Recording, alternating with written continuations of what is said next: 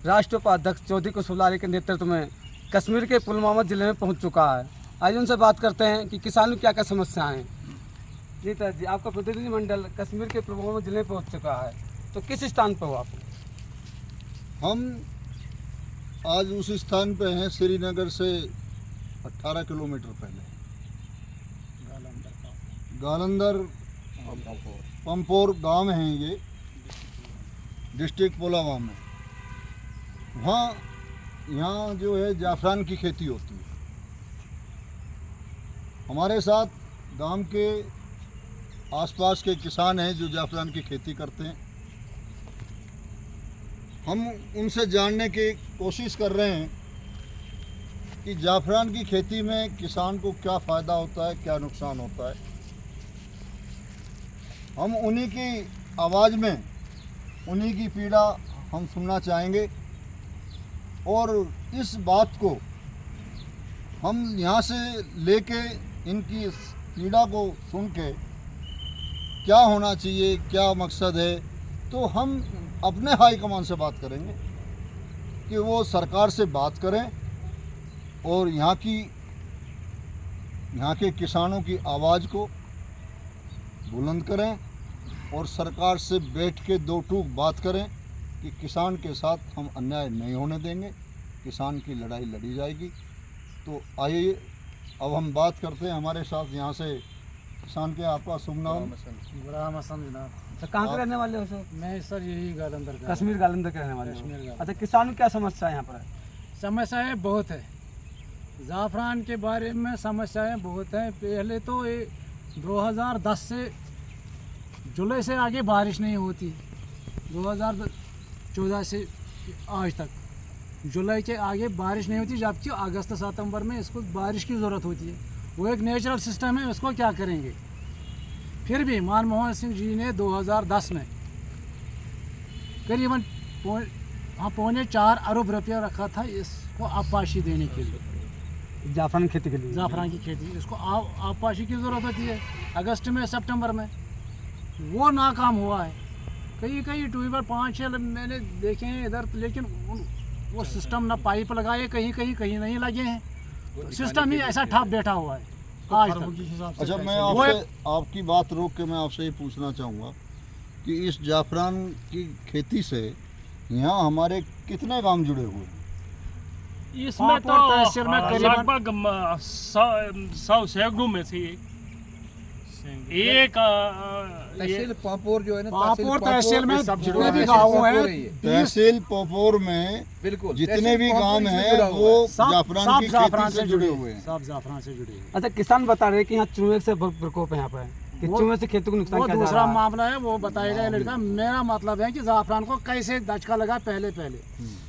दूसरी बात है कि अब अगर ज़ाफ़रान ये लाते हैं ईरान से, जबकि कश्मीर जो ज़ाफ़रान होता है इसमें कितनी खुशबू होती है, आपने कभी सूंघा भी होगा। नंबर 1 ईरान वाले में कहीं खुशबू है ही नहीं। नंबर 1 पर ये उससे इसका कीमत डाउन हो गया। इसका कीमत फी तोला 3000-4000 होना चाहिए, वो 1000 से कभी उठता ही नहीं पिछले कई सालों से। तीसरा मसला, इसमें GST भी नहीं लगना चाहिए। जो भी इधर से इंडिया में जाता है या कहीं और जाएगा, GST इस पर लगाते हैं, उससे भी इसका दाम घट जाता है। वो भी तीसरा मसला है। और ये आबपाशी का मसला मैंने बता दिया। जब तक आबपाशी का बंदोबस्त नहीं होगा ये बहुत कम निकलता है, 100 में से 10% निकलता है। जो 2014 से मैं बात कर रहा हूँ आज तक, इनकी बारिश नहीं होती है टाइम पर। ये 2-3 मसले हैं। और एक मसला बन गया बीच में, जो ये टाउन वालों ने पापोर से, श्रीनगर से जो भी कूड़ा करकट है इधर लाया, वो बताएगा इस बारे में कि इससे कितने मसले पैदा हो गए हैं। अच्छा, तो यहाँ पर जाफरान की खेती करने वाले किसान बर्बादी का कगार पे है। बताओ इससे क्या नुकसान है, क्या फायदा है? जिसको जानकारी हो थोड़ी सी जानकारी जो भी हो। अच्छा, डंप क्या जा रहा है, क्या परेशानी किसान डंप से? सर हमें ये परेशानी है, ये जो म्युनिसिपल वालों ने इधर यहाँ पर डंपिंग करा था, ये कीड़ा वगैरह, ये क्या नाम है उसका, डंपिंग। तो यहाँ पर ये इंसान का दिल, ये ज़ाफ़रान खेत जो लैंड है, ये इंसान का दिल है, वहाँ पर उन्होंने डाला ये डंपिंग। ये सब कचरा यहाँ श्रीनगर से लाते हैं, पामपुर से लाते हैं, पूरा एरिया से लाते हैं, वहाँ पर डम रखे इधर। अच्छा, उधर जो गंदा वंदा है उसमें उठते हैं ज़्यादा चूहा तो ये तो बाहर निकलते हैं, ये तो इसका ज़ाफ़रान का बीज खाते हैं चूहे। अच्छा, किसान ने इसका विरोध नहीं किया? बहुत विरोध किया था, कोई सुनते ही नहीं है हमारा बात। हमें 4 साल से कंटिन्यू विरोध किया था, तो अभी तक कोई हमारी बात नहीं सुनते। अच्छा, उसके बाद ये जो कुत्ते हैं, देखो हज़ारों कुत्ते, आप वहाँ एरिया में देखो, आप हज़ारों कुत्ता आपको मिलेगा। अच्छा, शुरू में क्या है, हमारा ये बुज़ुर्ग इसके ऊपर चढ़ने नहीं देते, मतलब ये जूता पहन के, वो बोल रहा है इसके ऊपर मत चढ़ो। अच्छा, अब देखो हम सब हाकिम के पास गए थे, वो यहाँ पर बुलाए थे, फिर भी वो मानते नहीं है, कोई हमारी बात नहीं सुनते। हम सर जिसके पास भी जाते हैं आपका ना, क्या नाम है? मेरा नाम अब्दुल डार है, मैं रहता हूँ इसी गलंदर पामपुर में। हम जिनके पास भी गए तो हमारी कोई सुनवाई नहीं हुई है, और इन्होंने ये कूड़ा करकट यहाँ जमा किया, और श्रीनगर से कुत्ते गाड़ियों में भर के अंधेरे में रात को 1 बजे 12 बजे रात यहाँ छोड़ते हैं। हमारा बच्चों को बाहर निकलना मुश्किल हो गया है। और दूसरी बात, ये जो ज़ाफ़रान है, ज़ाफ़रान एकदम ख़त्म हो गया। कारण सिर्फ डंपिंग का है, क्योंकि यहाँ लाखों करोड़ों में चूहे बन गए, और इन्होंने इसका बीज जो है ना ज़ाफ़रान का एकदम ख़त्म कर दिया।